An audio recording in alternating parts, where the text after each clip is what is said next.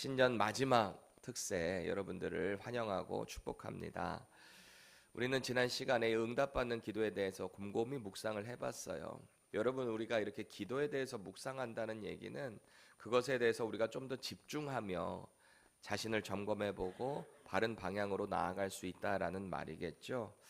오늘 이 마지막 날에 나오신 여러분들에게 지난 한 주간의 이야기를 짧게 간략하게 복습을 한번 시켜드리면, 먼저는 우리는 왜 기도를 해야 되는가, 대상이 누구신지 먼저 알고서 그분께 기도를 해야 된다 그랬어요.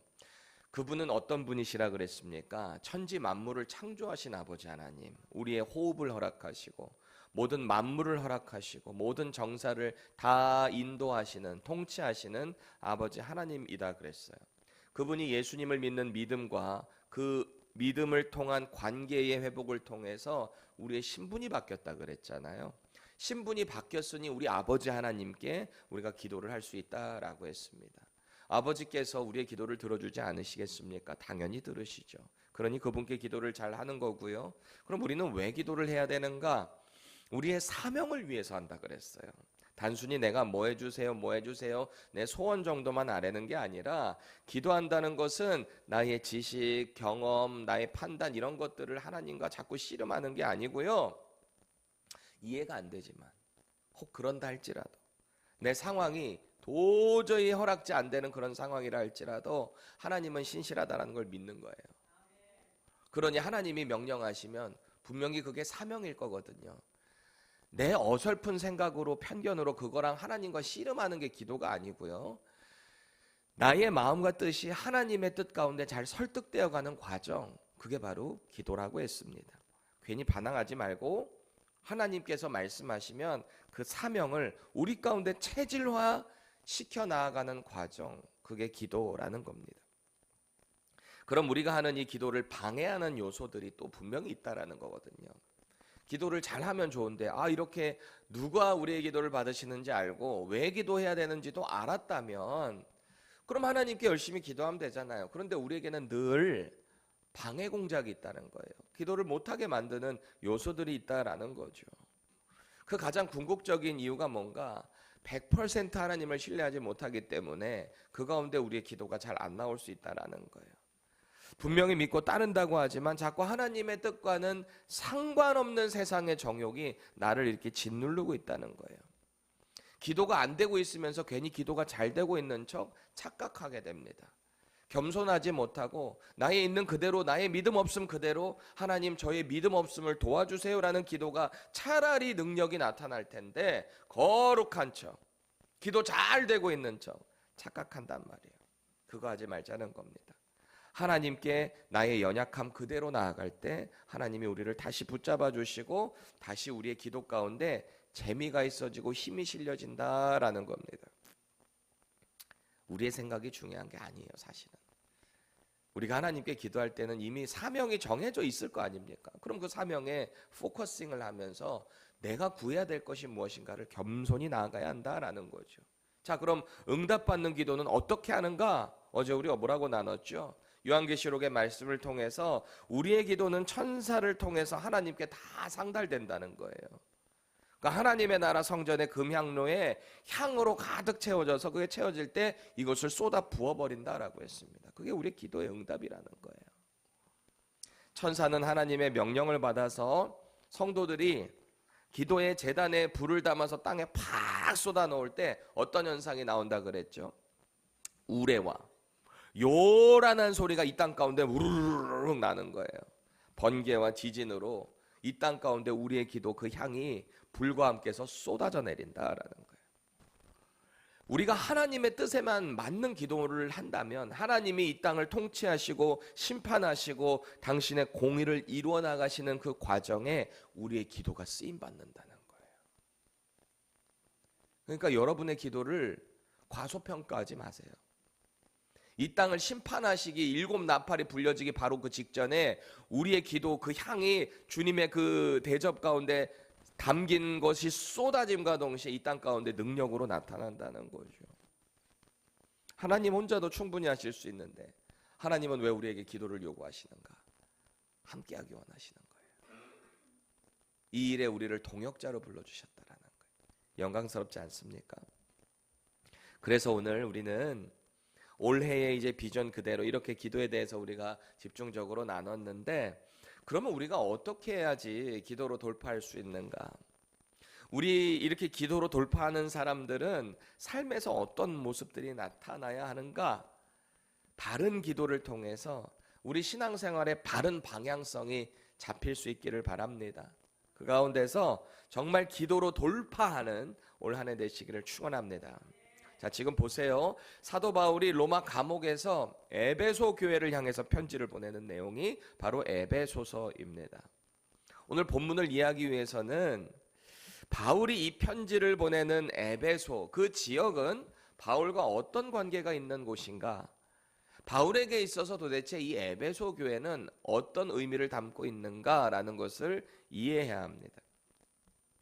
자신이 유럽 선교의 길을 처음 열었던 곳, 주님의 인도하심을 받아서 이 마게도냐 지역으로 처음 갔던 곳, 2차 선교 여행이었거든요. 그 가장 끝자락에 이 에베소 지역을 방문해서 거기서 복음을 전해. 에베소는 소아시아 지역에 속해 있는 곳이거든요. 그러니 요한계시록에 가보면 예수님께서 사도 요한에게 소아시아의 7교회에 대해서 이렇게 메시지를 전해라 라고 하면서 그걸 기록하게 하잖아요. 거기에 나오는 첫 번째 교회가 어디입니까? 바로 이 에베소 교회라는 거예요. 말씀이 흥왕했던 교회, 말씀으로 이단을 대적했던 교회, 교회를 든든히 세웠던 교회, 그곳이 바로 에베소 교회였다라는 거예요. 사도 바울이 3차 선교 여행은 2차에 갔던 곳을 다시 다 돌아보게 되는 거죠. 늘 바울의 선교는 그런 식이었어요. 1차로 쭉 돌았던 선교지를 2차 선교 여행에 다시 돌고 또 다른 곳을 개척해 나가고, 3차 여행 때도 다시 그곳을 돌기를 원하고 혹은 편지를 보내기를 원하고, 그런 과정인 거죠. 이 3차 선교 여행 때는 1차, 2차는 이 안디옥이라는 곳을 전초기지로 삼았다면 3차 선교 여행의 전초기지가 어디였다? 지금 문맥을 쭉 보세요. 제가 어디 교회를 얘기하고 있는지. 어디예요? 에베소 교회라는 거예요. 이 에베소에서 근 3년을 머물면서 그곳에서 말씀 사역을 해요. 우리가 잘 알고 있는 두란노 서원이 여기 에베소에 있다 그랬잖아요. 왜? 회당에서 자꾸 말씀을 가르치는데 유대인들이 대적을 하거든요. 그러니 새로운 장소를 하나 마련할 수밖에 없었는데 그것이 두란노 서원이었습니다. 서점이라는 데가 아니고요. 지금 우리가 두란노 서원 보는 게 아니고 여기서 강론을 하고 말씀을 나누고 디베이트를 하고 그러는 장소가 두란노였다라는 거죠. 하나님의 말씀을 선포하고 가르치는데 그 사역이 얼마나 강력하게 그곳에서 임했던지요. 성경은 이렇게 말합니다. 소아시아에 사는 유대인, 헬라인 할 것 없이 그 사람들이 다 여기 와서 주의 말씀을 들었다는 거예요. 와서 들었던, 그게 전파가 됐던 주의 말씀이 흥왕해서 나갔다. 어디서요? 에베소에서. 얼마나 귀한 사역지예요. 소아시아 전체를 위한 전략적 선교 중심지가 되었다라는 거죠. 사도행전 19장에 가보면 이곳에서 하나님의 말씀 사역을 막 이루어질 때, 선포할 때 성령의 능력들이 나타납니다. 막 그런 표식들이 나타나는데 예수의 이름으로 침례받은 자들이 막 방언이 터지고 예언이 터지기 시작합니다. 그때 당시에는 지금 우리처럼 성경이 완성된 게 아니었기 때문에 특별한 사람들에 의해서 성령 하나님이 쫙 임재하면은 그 회당에서 교회 모임 공동체 가운데서 하나님의 말씀을 막 예언했던 거예요. 지금 하는 거랑은 틀려요. 지금 하는 사람들은 그냥 단순히 뭐 미래에 대한 이야기를 좀 감동이 받아서 얘기하는 건지 모르지만 그것은 100% 완전할 수가 없습니다. 왜? 인간의 생각이 들어갈 수밖에 없거든요. 아무리 자기가 겸손하게 얘기한다 해도 그 자기가 받은 예언이라는 그 행위가 이 성경의 예언과 비교가 되겠습니까? 이것에는 오류가 없고 자기가 하는 말에는 오류가 있을 수밖에 없는데, 그러니까 어떤 은사주의적인 예언을 따라가지 마세요. 여러분 스스로가 말씀의 실력을 키우셔서 예언된 이 말씀의 예언을 따라가세요. 그걸 믿고 순종하고 믿음의 길을 걸어가시면 되는 거예요. 왜 사람을 의지하세요? 하나님을 의지하셔야죠. 근데 이 초대교회 시대 때는 이 에베소 교회에 이런 역사들이 막 나타났다는 겁니다. 이게 예배의 행위였어요, 당시에는. 또 에베소를 둘러싸고 있었던 마술 행위. 당시에 이게 마술하는 사람들 있잖아요. 그 사람들이 그 지역에 얼마나 많이 있었던지. 근데 이 사람들에게 복음이 들어가고 나니까 이 모든 것들이 다 필요 없는 거예요. 마술에 관련된 책들을 다 가져다가 불태워버립니다. 왜? 더 이상 필요 없는 거예요. 복음이 들어오고 나니까 사람 속이고 그런 행위들을 할 수가 없다라는 겁니다. 수많은 우상 숭배들이 무너져 내려버렸어요. 사람의 손으로 만들었다는 거거든요. 바울이 그런 설교를 했거든요. 저 우상은 사람이 만든 거다. 가짜다. 참신은 여호와 하나님이다. 예수 그리스도를 믿어야 된다. 뭐 이런 복음의 말씀을 선포하지 않았겠습니까? 그러니까 우상을 멀리하니 당연히 그 에베소라는 지역에 마치 지역신처럼 받들어지고 있는 게 있었는데, 이 아데미라는 여신이었어요. 이게 다산, 풍요의 여신이었거든요. 그리스 신화에 나오는 여신입니다. 거기 그 신을 거기다가 엄청나게 지어놓고 사제들도 있고, 고린도 지역에는 그 사랑의 여신 아프로디테가 있었잖아요. 로마식으로 따지면은 비너스. 그리고 여기 아데미는 풍요의 여신이 있는 거예요. 다산의 신, 다산의 신 해가지고 그 형상을 보면은 이 여자 그 신에다가 그냥 온갖 이 풍요의 신, 다산의 신이다 보니까 여자 가슴이 여기 쫙 달려 있는 그런 우상입니다. 다 사람이 만들어낸 거예요, 그렇죠? 상상에 의해서. 근데 그게 가짜라는 게 믿어지고 나니까 사람들이 어떻겠습니까? 다 떠나겠죠. 아데미 신전을 안 갈 거 아닙니까? 그러니 그 지역 자체가 이 아데미 신전과 연결되어 있는 잡을 갖고 있는 사람들이 많았단 말이에요. 은장색이라고 해서 그런 거를 만들어내는, 우상 만들어내는 사람들, 데메드리오 같은 사람들, 이런 사람들이 이제 화가 난 거죠. 왜? 복음이 들어가니까 더 이상 그런 데 안 가잖아요. 그럼 안 찾게 되면 자기네들 잡을 잃어버리잖아요. 그러니까 소동을 일으켜서 바울을 막 죽이려고 하고 하는 장면, 우리가 잘 알고 있지 않습니까? 그 장소가 바로 에베소였다. 이 모든 과정들이 어떻게, 왜 그렇게 된 거예요? 말씀이 흥황하니까. 3년 동안 그렇게 말씀 사역이 집중적으로 이루어졌던 곳이거든요. 그 전에 해봐야 뭐 고린도 지역에 길어봐야 한 6개월 정도밖에 없었는데, 또 어떤 지역은 2안식일 뭐 3안식일 이렇게 정도까지밖에 없었는데, 여기는 3년 동안 있었다니까요. 얼마나 제자훈련이 확실하고 명료하게 이루어졌겠습니까? 그런 교회를 생각하면서 오늘 바울이 편지를 쓰는데, 편지를 쓰는 이유가 있을 거 아니에요. 연애 편지를 하면 내가 사랑하는 마음, 감정을 전달하기 위해서 하는 것이고, 어딘가에 문제가 있으면 그것을 해결하기 위해서 쓸 것이고. 여러분, 고린도 전서후서 이유가 뭐예요? 고린도 전서 쓴 이유가 뭐예요? 그 교회에 문제가 있으니까 그거 해결하겠다고 쓴 거 아니겠습니까? 에베소서도 마찬가지입니다. 지금 바울은 어떤 상황에서 이 편지를 쓰고 있는 걸까요? 에베소서. 로마의 감옥에 갇혀 있는 상태예요. 감옥에 갇혀서 자신이 3년 동안 목회를 중심적으로 말씀 사역했던 그 에베소 교회를 향해서 편지를 보내고 있는 거죠. 왜인가? 교회의 정체성, 교회의 본질을 재정립해야만 했었어요. 그 교회 성도들에게 말이죠.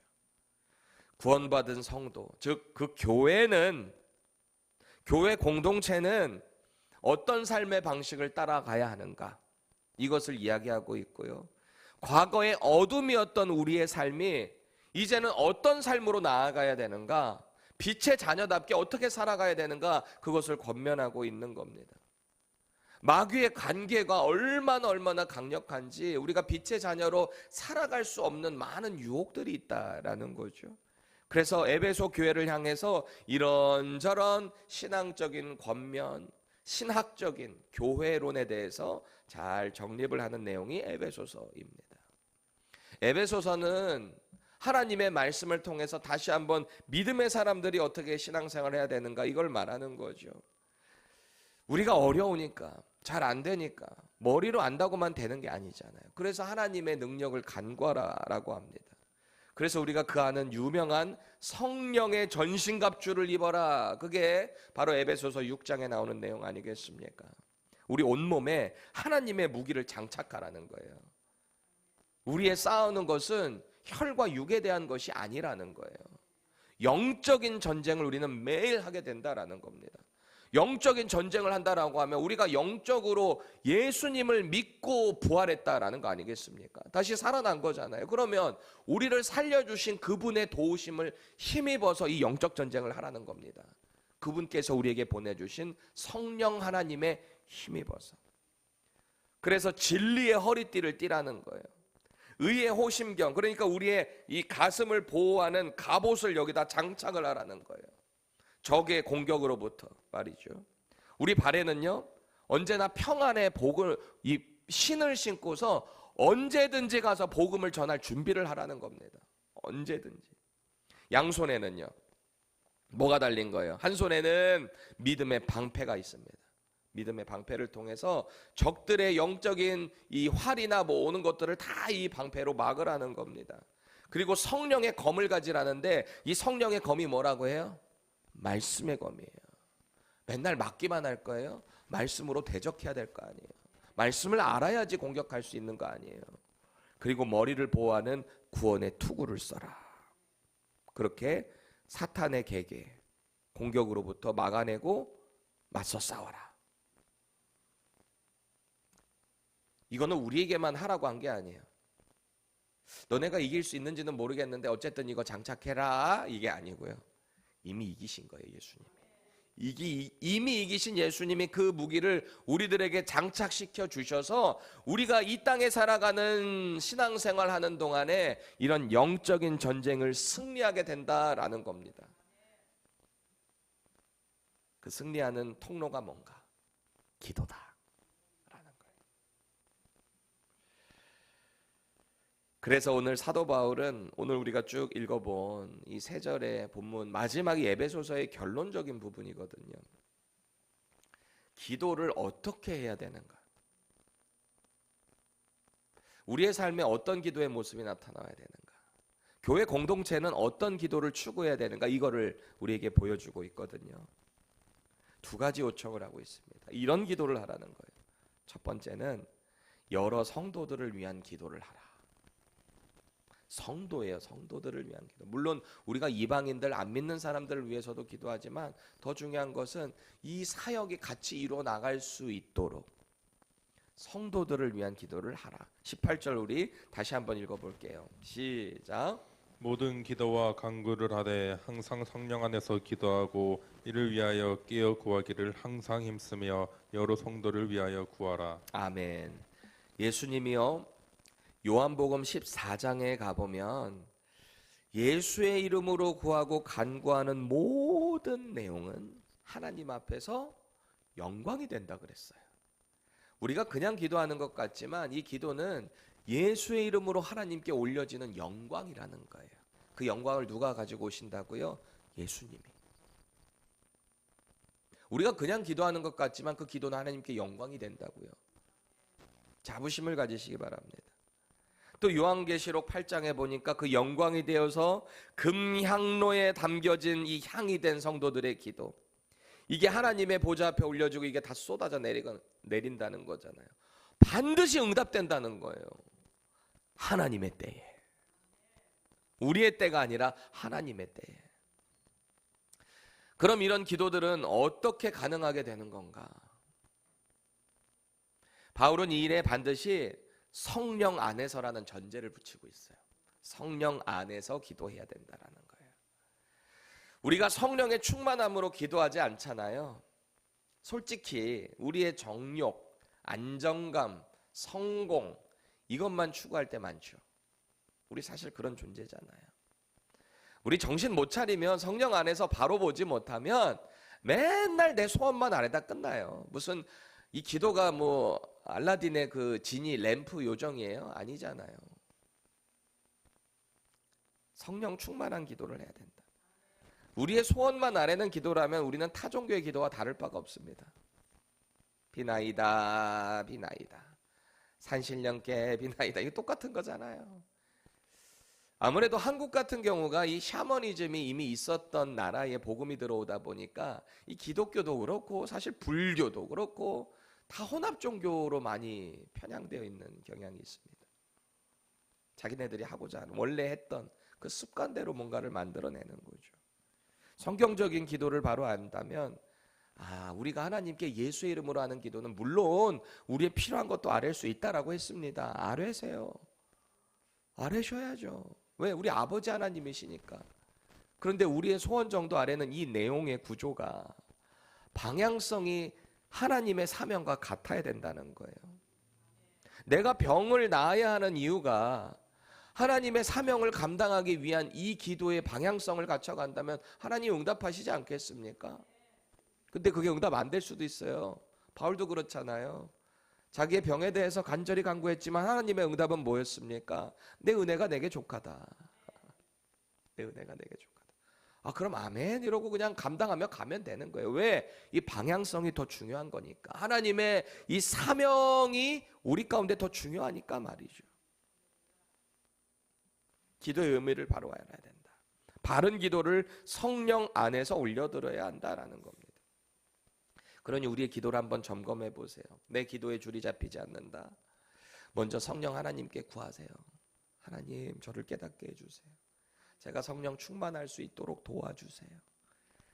인격적이신 성령님을 제가 늘 누릴 수 있게 해주세요. 제가 민감하게 해주세요. 성령의 음성을 듣게 해주세요. 음성을 듣는다고 하니까 자꾸 초자연적인 것만 바라보지 마세요. 말씀을 통해서도 언제든지 성령께서는 내게 말씀하실 수 있어요. 기도하는 가운데 내게 세미한 음성을 들려주실 수 있어요. 설교를 듣고 있는데 설교 말씀을 통해 하나님의 음성이 들려주실 수 있어요. 여러분이 큐티를 할 때, 여러분이 길을 걸어가는 가운데, 자연을 보는 가운데, 다른 사람과 대화를 하는 가운데 성령께서 우리에게 감동을 주실 수 있다는 거예요. 모든 것이 다 열려 있어요. 그것을 예민하게 집중하는 사람이 성령 충만한 길로 가는 사람들이에요. 왜? 내가 사는 게 아니라 내 안에 예수께서 살고 예수를 믿게 된 그것 자체가 성령님이 하게 하셨으니 우리는 날마다 그 묻게 집중하며 살아가는 그 삶이 바로 성령 충만한 삶이다라는 겁니다. 그럼 이런 삶을 살기 위해서 우리는 어떻게 해야 됩니까? 강조하고 또 강조해도 부족하지 않은 말. 교회 공동체에 자주 나오세요. 은혜 자리에 자꾸 노출하세요. 우리는 스스로 할 수 없기 때문입니다. 그렇게 성도들은 복음을 거부하게 하는 이 악한 세력과 맞서기 위해서 성령 안에서 서로를 위해 기도해야 하는 거예요. 왜요? 같은 사명을 이루어가야 하니까. 그럼 이 기도를 언제까지 해야 되는 거예요? 주님 다시 오실 때까지. 이 세상 끝날까지. 이게 바로 하나님 나라를 위한 하나님 나라 확장의 사명을 가지고 있는 교회의 공동체적인 사명인 거예요. 이런 중보자적인 사명을 우리가 서로를 위해 기도하면서 이뤄내야 한다라는 겁니다. 두 번째로 사도 바울이 어떤 기도를 하라 부탁하냐면요. 지금 자신이 옥에 갇혀 있다 그랬잖아요. 자신을 위해서 기도해 달래요. 자신을 위해서. 19절 20절 다시 한번 읽습니다. 시작. 또 나를 위하여 구할 것은 내게 말씀을 주사 나로 입을 열어 복음의 비밀을 담대히 알리게 하옵소서 할 것이니 이 일을 위하여 내가 쇠사슬에 매인 사신이 된 것은 나로 이 일에 당연히 할 말을 담대히 하게 하려 하심이라. 아멘. 20절 하반절 좀 다시 보세요. 바울은 현재 자신이 처한 상황을 진술하고 있는 거예요. 에베소 교회 성도들을 향해. 이 사람들도 알아요. 이미 바울이 감옥에 갇혀 있는 거, 로마에 있는 거. 옥중서신이라고 하거든요. 옥중에서 편지 썼다. 그래서 에베소서, 빌립보서, 골로새서, 빌레몬서 이 네 가지 편지가 로마 감옥에서 편지를 쓴 내용들이에요. 그래서 옥중서신이죠. 바울은 지금 감옥에서 판결을 대기하고 있는 미결수예요. 그래서 복음을 전하는 상황에서는 그냥 막 자유자재로 막 다니는 게 아니고요. 쇠사슬에 매여 있는 상태, 죄인의 신분으로 이 사역을 했다라는 겁니다. 지금 그 가운데서 에베소 교회를 향해 편지를 쓰고 있어요. 사람들이 볼 때는 야, 저렇게 죄인 신분으로 있으면서 무슨 대단한 거를 전한다고 저러나 손가락질하고 찌찌찌찌 할지도 모르겠습니다. 그런데요. 바울은 지금 자신의 그 상황을 보면서 자신의 정체성을 너무너무나 정확하게 알고 있어요. 자기가 지금 왜 로마에 왔는지도 알고 있고요. 지금 여기서 자신이 해야 될 사명이 뭔지도 알고 있습니다. 그 사명이 뭔가 자신은 왕이 보낸 사신으로 여기 와 있다는 거예요. 왕이 보낸 사신. 자신은 엠버서더라는 거예요. 엠버서더. 어떤 것을 전하기 위해서요? 사신이라는 것은 왕의 내용을 전달하는 사람이잖아요. 타국에 가서. 그렇죠? 그러니 사신이 오게 되면 그 사신을 극진히 대접할 수밖에 없는 거예요. 과거 우리 대한민국 조선 같은 경우에 청나라나 막 이런 데서 사신이 오면은 막 쩔쩔쩔쩔 매잖아요. 왜? 황제의 사신이거든요.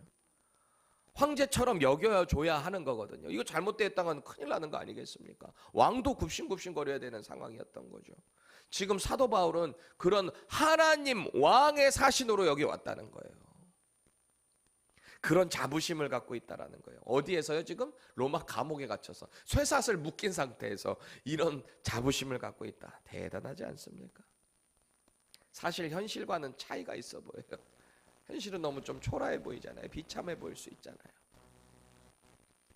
우리가 생각할 때는 이럴 수 있습니다. 아니 그래도 바울 선생님 정도면 로마에 가서 좀 쇠사슬이 아니라 좀 더 자유자재로 돌아다닐 수도 있게 하고 하나님 그렇게 좀 영향력 있게 선포하게 하면 더 좋지 않습니까? 왜 굳이 감옥에 가둬두고 그런 일을 하십니까? 우리는 그렇게 생각할 수 있어요. 그런데 바울이 오늘 요청하는 기도의 제목을 보니까 그가 왜 지금 이런 상황도 담대하게 겸허하게 받아들이는지 알 수 있는 거죠. 하나님은 우리의 상황과 형편에 맞춰서 당신의 메시지를 전달하게 하는 분 아니에요. 우리의 상황과 상관없다니까요. 하나님은 우리의 이런 안 좋은 상황을 통해서도 그 순간에 필요한 사람에게 복음을 전하게 하신다. 하나님은 바울이 로마 감옥에 갇히게 함을 통해서 그 중심 핵심부에 있는 자들 당신의 복음을 전하기 원하셨고요. 여러분 오네시모 같은 사람은 어때요? 빌레몬서의 이 편지는 빌레몬에게 쓴 편지인데 개인 서신이거든요. 이 빌레몬서도 옥중 서신이라 그랬잖아요. 그곳에서 누구 만난 거예요? 감옥 동기 이 오네시모를 만난 거예요. 이 노예 출신이거든요. 주인인 빌레몬의 이 물질을 훔쳤는지 못 훔쳤는지 엄청난 피해를 입히고 로마로 도망갔다가 잡혀가지고 감옥에서 같이 수감 생활을 하다가 바울로부터 복음 듣고 변화된 사람. 그런데 여러분 복음이라는 것을 우리가 오해하면 안 돼요. 아 내가 예수 믿고 변화됐다라고 해서 나는 그냥 과거의 나의 잘못 이게 그냥 청산되고 끝나는 게 아니고요. 사회적 책임을 다해야 하는 거예요. 그러니 이 오네시모를 통해서 이 골로새의 지역에 있는 빌레몬에게 편지를 보내며 같이 이 사람을 보내는 거예요. 보내는 거예요. 나는 네가 분명히 이 오네시모를 형제로 다시 받아줄 것을 안다. 오네시모도 보내면서 얼마나 많은 이야기를 했겠습니까? 너 가서 철저히 빌어라. 네 잘못한 거 분명히 회개해라. 다 훈련해서 보냈을 것이고 그 편지를 받는 주인이었던 이 빌레몬에게도 똑같은 이야기를 하는 거죠. 주 안에서 형제로 대해줘라. 내가 너를 잘 안다. 너의 신실함을 안다. 혹 그가 너에게 피해 입힌 거 그럼 내가 대신이라도 갚아줄게. 책임을 다하고 있는 모습이죠. 하나님께서는 이 바울을 그 로마 감옥에 갇히게 함을 통해서 또 그곳에서 여러 영혼들을 구원하시고 그곳에서 복음을 들어야 하는 사람들에게 복음을 전하게 하셨다라는 겁니다. 그러니 오늘 바울이 자신을 위해서 기도해달라는 이 내용을 한번 다시 주목해 보셔야 돼요. 우리 같으면 이렇게 기도할 수 있잖아요. 속히 내가 감옥에서 풀려나가서 더 자유롭게 복음을 전할 수 있도록 나를 위해서 기도해라. 우리는 이렇게 말할 수 있는 거잖아요. 그게 우리 식이잖아요. 우리 기도는 늘 그런 식 아니에요? 근데 바울의 기도는 뭔가 달라요. 자신을 풀어달라는 기도를 하라는 게 아니에요. 이곳에서 담대하게 오히려 이 환경을 무대로 복음을 전할 수 있게 기도해 주세요. 마땅히 내가 해야 될 말을 기도할 수 있게 해주세요. 이 말을 하고 있다라는 거예요. 여러분 우리가 왜 기도해야 한다라고 했죠? 우리 기도 왜 해야 되는 거라 그랬습니까? 우리가 받은 사명인 하나님의 나라와 의를 위해서 기도해야 된다 그랬잖아요. 하나님의 나라, 그 의를 위해서. 그리고 유혹에 빠져서 그 사명을 이루지 못하지 않도록 자꾸 우리가 유혹에 많이 휩싸이다 보면은 사명을 못 이루죠. 그러니까 기도하라는 거잖아요. 우리가 잘 안 되니까. 이 사명은 도저히 내 힘으로 이룰 수 있는 게 아니에요. 내가 의지적으로 결단한다고 내가 기도해야지. 그런다고 기도가 잘 되던가요? 성령 안에서 하나님이 도와주셔야 그 기도도 잘 되는 거예요. 성령께서 우리의 마음 가운데 심어주신 이 사명이 기도를 통해서 더 확고해지는 거예요. 그런 사람들의 기도는 점차 성숙해진다 그랬잖아요. 내 소원 정도만 아래는 수준에서 머물지 않고 점차 하나님의 마음과 하나님의 비전, 하나님의 꿈, 그 하나님의 나라를 자꾸 선포하는 기도가 우리 가운데 나오게 된다라고 했습니다. 그러니 여러분, 선교사님들이 어떤 기도를 요청할 때, 교회 안에서 목회자가 여러분들에게 기도를 요청할 때, 우리 믿음의 공동체, 목장에서 기도의 제목들을 자꾸 아뢰게 될 때 진지하게 들으시고요, 하나님의 나라를 위해서 그 기도를 같이 하는 거예요. 같이. 내 소원 정도가 아니라. 오늘 바울이 나를 위해서 기도해달라는 이 내용을 볼 때 우리는 어떤 도전을 받습니까? 우리 각자의 기도 제목들을 좀 점검해 보세요. 하나님께 집중하고 성령 충만하지도 않고 있는 상태에서 단순히 자꾸 내 소원 정도만 아뢰는 기도, 어린아이와 같은 기도의 제목만 나누고 계시지는 않습니까? 내 기도의 제목이 정말 하나님의 나라 이 사명 가운데 맞춰져 있는가, 방향성을 같이 하고 있는가 점검하셔야 돼요. 막연하게 항상 영육의 강건한 이것만 구하는 게 아니고요, 좀 더 하나님의 나라 의를 위해서 내가 어떤 소원을 아뢰고 이 가운데 어떤 공동체가 그 기도를 어떻게 하나님께 올려드리고 또 내가 이 일 가운데 어떻게 쓰임을 받아야 되는지를 정직한 기도의 제목을 올려드리고 도움을 요청하시면 좋겠습니다. 그리고 그 기도 제목을 들은 사람들은요, 같은 신앙의 목표, 그 사명을 이루기 위해서 같이 기도로 동역해야 하는 거예요. 올 한 해 우리 교회가 이 기도를 통한 사역을 이루기를 원하잖아요. 많은 일들이 있습니다. 많은 사역들이 준비가 되어 있습니다. 그런데 기도가 없으면 안 된다는 거예요. 그래서 기도로 돌파해야 한다는 겁니다. 기도를 돌파해서 나가고자 하는 이런 사람들은요, 누군가의 기도 요청을 받았을 때 허투루 듣지 않습니다. 여러분, 누가 기도해달라고 요청하면 네 기도하겠습니다 하고 그냥 까먹어요. 여러분 다 까먹게 돼 있어요. 그 자리에서 즉시 기도하세요. 즉시. 네 기도하겠습니다 말로만 멘트하지 마시고요, 그 자리에서 즉시 하시라고요.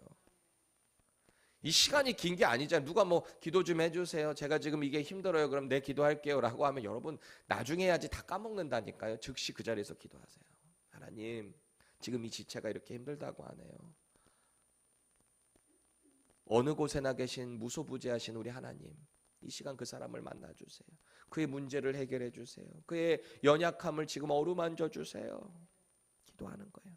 그 성도의 기도가 향이 되어서 하나님의 보좌 앞에 다 올라간다 그랬잖아요. 쏟아진다 그랬잖아요. 우리 기도의 능력을 여러분 믿으셔야 되는 거예요. 그렇게 같은 방향으로 나가는 가운데, 성령 충만함으로 나아가는 가운데 우리 사역의 기도의 열매들이 많이 맺히게 될 겁니다. 이 땅 가운데 쏟아지는 우레와 능력과 큰 소리로 응답되는 것을 우리는 목격하게 될 겁니다. 올 한 해 그렇게 귀하게 쓰임받기를 주님의 이름으로 축원합니다.